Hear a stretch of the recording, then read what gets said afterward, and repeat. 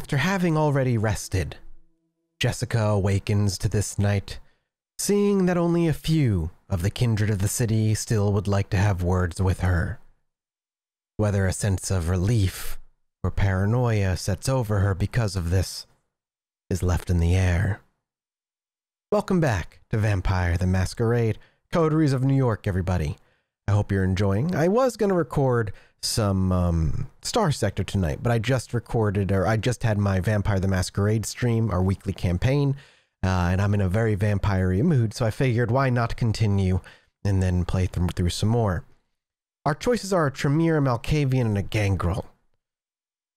I believe having a physical prowess in our coterie, a Gangrel would be a smart play, though having blood magic on our side is also incredibly useful. I don't know which of the two I'd like. Malkavians can be either or. I think we'll go see the Gangrel at least for this half of the evening. Sophie mentioned a Gangrel neonate by the name of Tamika who's made herself a haven in Prospect Park. The Ferals aren't exactly a social bunch, even by kindred standards, but if you can keep her from clawing your eyes out just long enough, she might be persuaded to join you. You make your way through Grand Army Plaza, passing the Soldiers and Sailors Memorial Arc. You can't help but feel a tinge of nostalgia as you picture the place as you've seen it countless times, in broad daylight, teeming with life. You quickly get over it and pass through the northwest gate into Prospect Park. The park is its usual maze of unkempt foliage and dimly lit alleys. Silence hangs in the air, as it would at this time of night, and there doesn't appear to be any sign of kindred presence. You start to suspect Langley sources fed her a bunch of bullshit, but you're not willing to give up just yet. As you ponder your options, you hear footsteps coming from behind a line of trees. Quick but evenly paced, most likely a late-night jogger. Ah yes, the typical late-night jogger at a place we're supposed to meet kindred that are Gangrel. No vampire would take kindly to you feeding in their domain, but then again, perhaps you can kill two birds with one stone. I think we'll just leave the midnight jogger, not poach on somebody else's territory, as that can get us into trouble. So for now, I think we'll seek out the Gangrel Haven. You head south, delving deeper into the less frequented section of the park. Passing a babbling stream, you make your way into the ravine.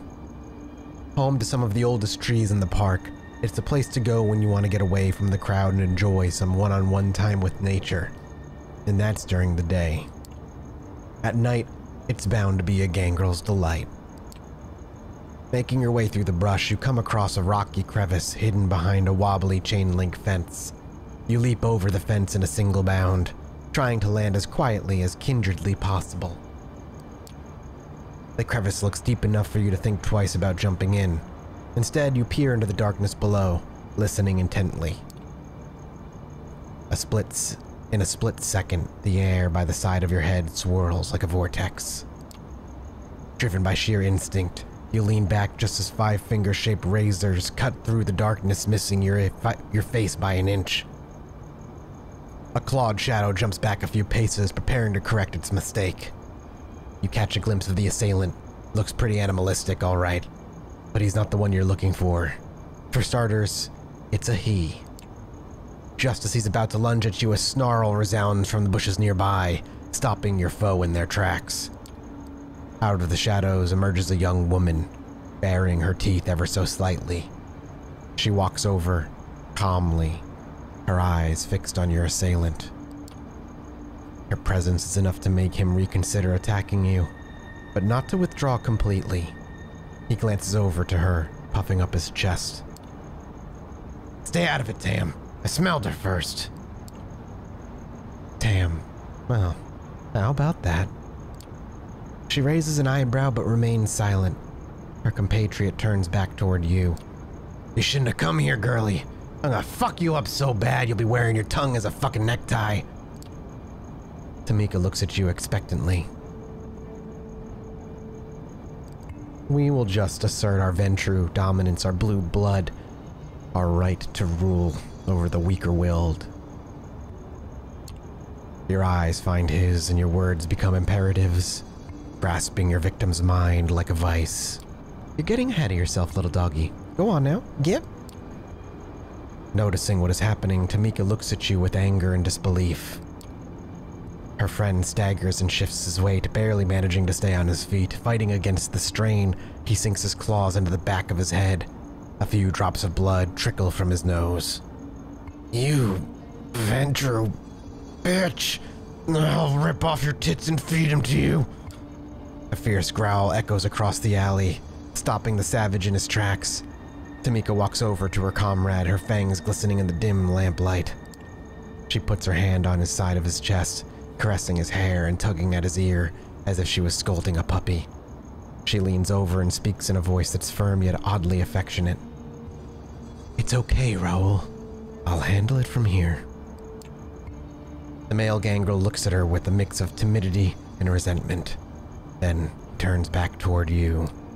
So that's how it's gonna be, huh? He yanks his head back and aims a gob of bloody spittle straight at your feet. Get f***ed, both of you. Get f***ed yourself, homebro. You tried to attack me. We were trying to present ourselves. Interesting that he has what may be a spirit tree, maybe werewolf related. There are those gangrel who find a likeness, a camaraderie, maybe even more familial ties with the Garu, the werewolves of this world. And werewolves are very spiritual warriors in a lot of ways, to very oversimplify what werewolves are. And, you know, it looks, you know, this might indicate that. It might have come from his mortal life. This looks like a snake, perhaps, wrapping around his arm and definitely on his head. And there's this stuff to pick apart here. Having said his piece, Raoul retreats into the shadows, although if you were to guess, he's likely to stay within earshot. With her companion gone, Tamika turns to you once more.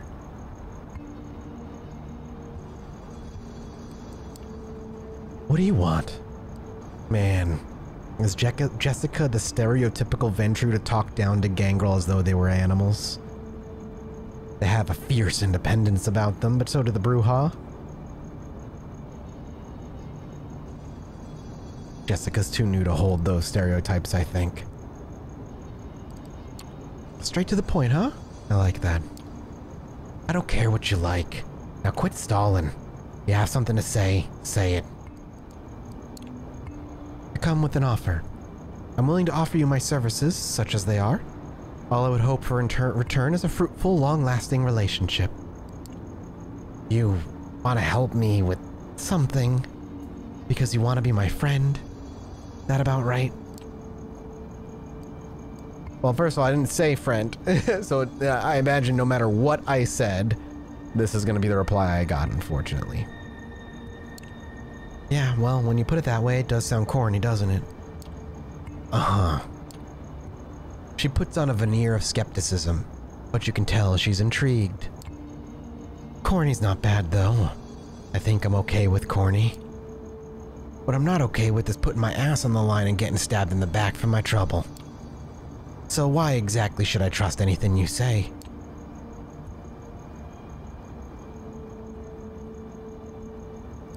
Interesting. A reference. I know how the Camarilla treated your sire. I know you got all burnt. But that's not how I do things. You're not Jezebel. For a brief moment she stares off into space. You can tell you've struck a chord. Finally, she snaps back to life and looks at you with a mix of hope and melancholy. I'm not, aren't I? For a brief moment she stands there, motionless, looking straight into your eyes, as if trying to size you up. Finally, she looks away. It looks like she's come to a decision. Just that we're clear, I don't trust you. I have no reason to. Frankly, you sound more lost than I am. You got all that from like 4 sentences? Still, there's something about you. You look like you should reek of bullshit, but somehow you don't. So I'll give you a chance to prove myself. You have some outstanding business to take care of. I'll let you know once that's done. Meet me here and we'll see what you're really made of. And with that, Tamika disappears into the night. That went pretty well, all things considered. That did go rather well, all things considered. Half the night is only gone, so it gives us an opportunity to speak with the Tremere. Sophie's mention of a vampire clan of blood sorcerers sparked your attention. One of them, Agathon, could potentially be your introduction to the bizarre powers of the Tremere. You arrive at the address given to you by Sophie, a small bookstore smack dab in the middle of Broadway, of all places. What really catches you off guard, though, is the store's display. From what you've heard about the Tremere, they are infamous for their ties to the occult and the mystical. And yet now, looking at the oddball collection of items in the display window, it all feels borderline satirical. The book here covers everything from Ayurvedic practices and homeopathy to wellness and self-motivation. The vaguely amusing juxtapositions don't end there either. You notice a copy of Anton LaVey's Satanic Bible tucked behind a cheap smiling Buddha. A scientific journal on hematology sits next to a teen-oriented pamphlet on the blood-type personality theory. A number of religious and quasi-religious symbols, lockets, pins, and various emblazoned paraphernalia are haphazardly strewn across the display and between the tomes. Before you even open the door, you can smell the burning incense and hear the corny Far East tinged music seeping through the crackling speaker mounted above the entrance. It's much more quaint than what you expect from what Sophie told you about the so-called warlocks. It doesn't look like they have much interest in impressing outsiders. Then again, if there's anything you've learned these past few nights, it's that appearances can be deceiving. At this time of night, the shop appears to be closed. Regardless, you ring the bell. You hear someone shuffling around inside. A brief moment later, the latch slides and the door is pushed open just a few inches. A tired-looking blonde in loose clothes appears in the crack. She seems confused, like you just woke her up. She lets out a yawn, scratching at her tattooed neck. Finally, she squints in your general direction. Her pierced lip curves into an awkward smile. I'm looking for a guy named Agathon. Is he around? The girl gives a suspicious look over, but opens the door. She takes a few steps back, and you hear footsteps coming from behind a floral curtain that covers the back door. A bespectacled, smart-looking woman emerges and looks straight at you. Ooh. Alright. Come in and follow me. Just don't touch anything, please. You follow her through the store. Inside, as expected, the stuffy air smells of sandalwood, frankincense, and a dozen other aromas. The woman leads you behind the curtain and through the back door onto a rickety staircase. A flight of steps takes you up to the second story. You instantly notice the change in decor as the tacky New Age bookstore gives way to something resembling a cross between a library and a workshop. This is creepy. The smell here is strong too, but much more layered. You're not sure what to make of it at first, but with each whiff it becomes apparent. Blood. The aroma, though subtle at first, soon becomes overpowering. It takes you a moment to adapt and focus. I don't think you know who you're speaking with, so an introduction is in order. My name is Aisling Sturbridge, and I am the High Regent of the Chantry of the Five Boroughs. Ah, a couple new terms. Let's see what they say about it before I give my nonsense. Regent. Every chantry has a regent. The regent is responsible for the tutelage of all other Tremere in the domain. While the regent may not teach them personally, she must ensure all Tremere are being educated. The regent's other duties extend the clan's protection in the domain, and sometimes its representation on the Primogen Council. And the chantry, a traditional name for the Tremere headquarters in a city, usually part shelter, part library, and part laboratory. Yeah, it's pretty straightforward. Yeah, that's straightforward. The Tremere have a very rich, complicated, and unfortunately, lately, tragic history, the fall of the pyramid and whatnot, which is a lot to go into right now. It's in a way, Think of a Tremere pyramid scheme, where supposedly all the knowledge is held at the top, and those deemed worthy learns of those knowledge, and then those below them who they deem worthy learn those knowledge. That's kind of how Tremere passed on their magics, and that is a very quick and a very dirty explanation of it. But they all relied on blood bonds and intricacies of the blood bond and keeping each other loyal to the pyramid and all this stuff. Well, eventually, Karna came along, and the pyramid fell. She learned how to break the blood bonds, and that, you know, gave rise to people who wanted to break the blood bond and were able to leave the Tremere pyramid, and then the Tremere sort of just kind of became a disorganized mess. Some cities have chantries, some don't, it depends. And then some adhere to the pyramid system still, like a smaller version of it in the city, some don't. But the Tremere's knowledge, because the pyramid fell, and because the knowledge was so secretive and so disjointed, nobody knows what knowledge was lost, how powerful the spells that were lost when it fell, who knows what. And because the pyramid fell also, people who aren't Tremere are able to learn blood sorcery a little easier now because the knowledge is out there for other kindred to learn. Dirty history, I'm sorry. I would love to give you like the full detailed, but not the time. You are Jessica, correct? I have to say, you're lucky the ward outside the building is only there for notifications tonight. Otherwise, it would have been quite unpleasant. To answer your question, Agathon is here, but he's hard at work and I wouldn't want to disturb him. Am I to understand this is a social visit? Now, she's talking about ward. It's interesting. I don't know if she's speaking about, are we talking about the blonde that opened the door? Is she some physical form of ward? Is the ward on her? Is the ward on the building? Was the ward the bell? And what did the ward do? So many questions.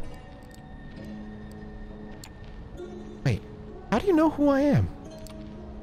Well, for one thing, knowing who's who in this city is one of my duties as High Regent, but more importantly, you've been on the mind of many kindred since Langley took you in. It's quite a precedent, as I'm sure you know. At first under Prince Panhard, and for Sophie to be the one to do it, curiouser and curiouser. Still, I'm sure you haven't come here to look for dirt on your sire. That would be unwise. I heard some good things about Agathon. Thought I'd drop in and see how much of it was true. Appealing to our vanity, how very original. You better step up your game, fledgling, or New York will eat you right up. Suddenly, a man appears from a side room. He doesn't even look at you, lost in his own thoughts. I have it, Aisling. I think I know how to find it. He catches himself as he notices you. His face turns sour. A visitor. I feel like this is a very similar looking face to the thin blood, just his hair is long. I feel like a lot of kindred in the city kind of look similar. Yes, we were just discussing, in fact. We were just discussing you, in fact. Is that so? Let me introduce myself. My name is Jessica. I've been told you might be interested in teaming up. Teaming up? He seems very confused by the notion. What for?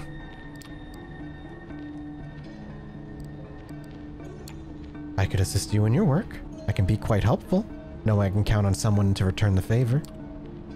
Is that right? He seems to consider it, then turns to Aisling. High Regent, may I ask your advice on this? Aisling looks at you with nary a sign of emotion. I believe that you are more than capable of carrying out your task, my child.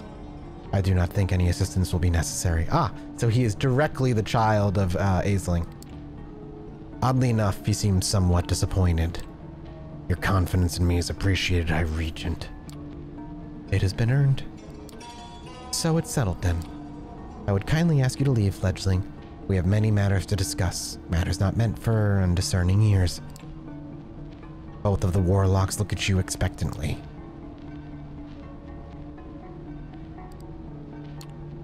Well, apologies for any inconvenience I may have caused you. Good luck with your work.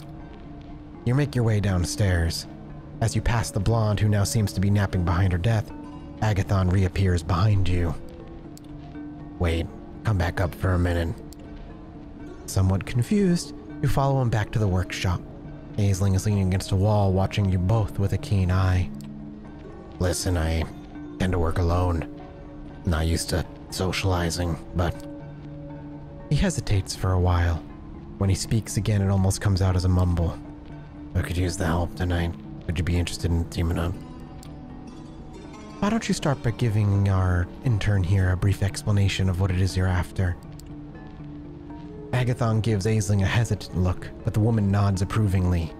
Encouraged, he turns toward you. A member of our clan disappeared without a trace a handful of nights ago. While the High Regent investigates if any foul play was involved, I have been tasked with recovering her research notes. If there is anything left to recover, that is. I may have an idea where to start looking, and I suppose this is where you come in. If you truly wish to help, I could use your assistance tonight. Right now, in fact. Given the time we've just wasted on idle chatter, I should leave immediately.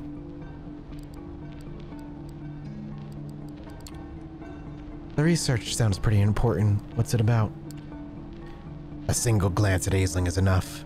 You can tell you're not getting an answer, at least not now. It's important to us, and that's all you need to know. These people aren't in the habit of making things simple. Facing layers upon layers of secrecy, you can only hope that what lies beneath is the real deal.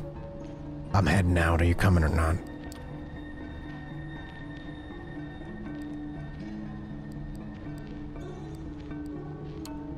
Hold up. I need to know more before I decide if I want to get involved. He looks at you impatiently. We can talk on the way there, if we must. For now, I need a decision from you. Sure, I'll join you. Very well. He gives Aisling a slight bow. High Regent, with your permission. She nods. Before you go, however, Jessica, defer to Agathon in all things. Our clan values obedience above everything else. Prove you can follow, and this might turn into a mutually beneficial relationship. I will await his return and his report. Good luck, my child. Agathon bows again and heads out, urging you to follow. The High Regent watches you leave. Outside, Agathon leads you to his car. It's almost funny seeing him get behind a wheel. Somehow you'd expect a more mystical means of transportation. It's interesting that she said obedience. That tells me they may be following the ways of the pyramid from before. You drive south, heading to the Lower East Side. Agathon seems lost in thought. Either that, or he's a very careful driver. Either way, several minutes pass in silence. I'll remain quiet. Oh, no, I want to ask him about High Regent. So the High Regent is your sire, did I get that right? Yes. He seems to be thinking of the right words before he decides to address you again. Let me ask you something. Why me? There's likely a couple hundred of us kindred in New York. Yet you seek me out specifically, why?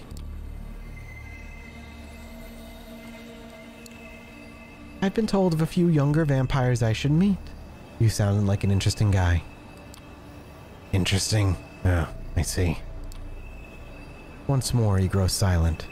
You're unsure whether to continue prying as your driver seems to disappear into his thoughts. You drive into Williamsburg and stop by a fancy-looking building. We're here. There's a restaurant on the top floor. You wanted to help, so here's your chance. I need you to get us inside the VIP lobby. You recognize the place.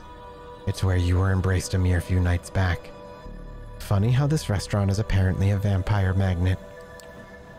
Once we're in, I need about half an hour of focus and some space. It'll be up to you to keep attention away from the room. Can you do that?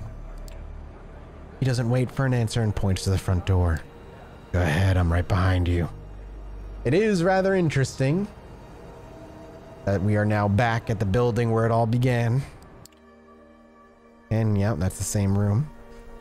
The two of you take the elevator to the restaurant. The door opens, and you see that there are only a few guests left, sitting at their tables. An important-looking staff member approaches you. Good evening. I'm sorry, but the restaurant is closing for the night. I can make a reservation for next week if you wish.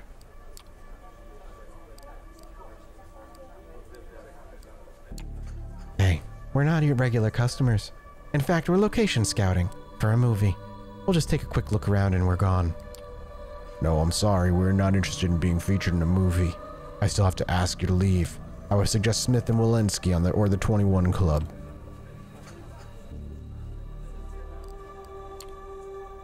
Hey, it's all good. We can come in. We'll be in the VIP lobby. It won't take long. The man blinks. A confused smile appears on his face. Yes, of course, not a problem. Please, come right in. You walk in, trying to look casual, and make your way toward the VIP lobby. You step inside and close the door behind you. This is a familiar sight. The same place where you had your last meal as a mortal. Strange. You should feel something, but the lavishly decorated room looks almost plain to you. Your companion looks at you with something akin to admiration, or at least that's how you choose to interpret the slight change in his usual somber facade. Not bad at all. He inspects the room. It's unusually cold, and Agathon soon discovers why. Looking behind the curtain, a window hangs open. The handle and lock look like they've been dissolved, as if with acid. God damn it, Juno.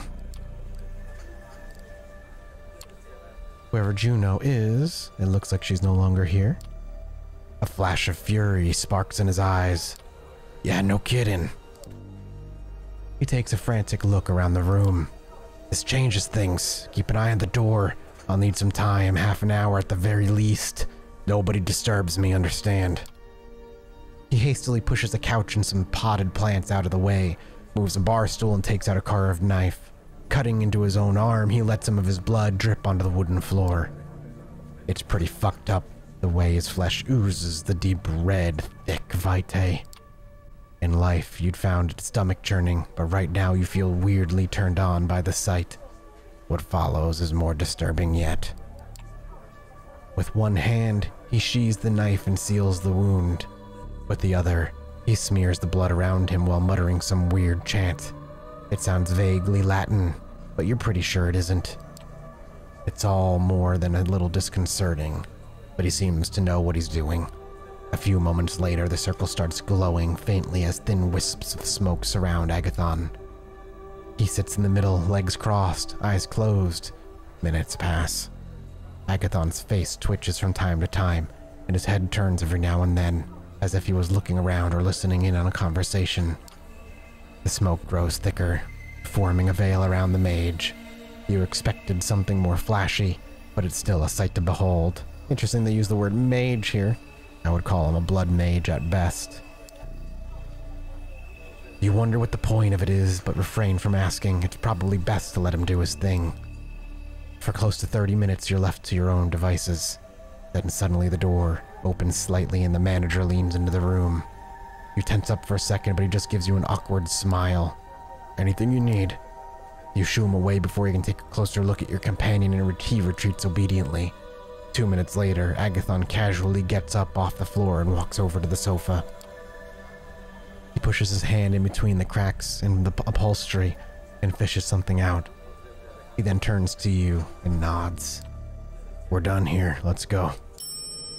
You make your way back to the elevator, passing the manager on your way. He gives you a slight, somewhat confused smile, but neither him nor any of his staff get in your way. Despite that, the elevator ride goes down, feeling tense. That's a loud sound effect to play while we're going down an elevator. Despite that, the elevator ride down feels tense, and the two of you only relax once inside Agathon's car. He starts the engine and takes a right at the Continental Army Plaza and back onto the bridge. You're just about to say something, but he beats you to it. That went better than I expected, all things considered. It might have been a trick of the light, but you're pretty sure you just saw a smile. I'm used to working alone. What I'm dealing with right now, it might require more of an assistance, and you seem capable enough. So I'm guessing you found what you came for? Sort of. Enough to continue the search at any rate. That seems to deplete his social battery for the night. You drive the rest of the way in silence. It doesn't take you long to reach the warlock's hideout. Agathon waves at you absent-mindedly, once again lost in his thoughts, hopelessly so.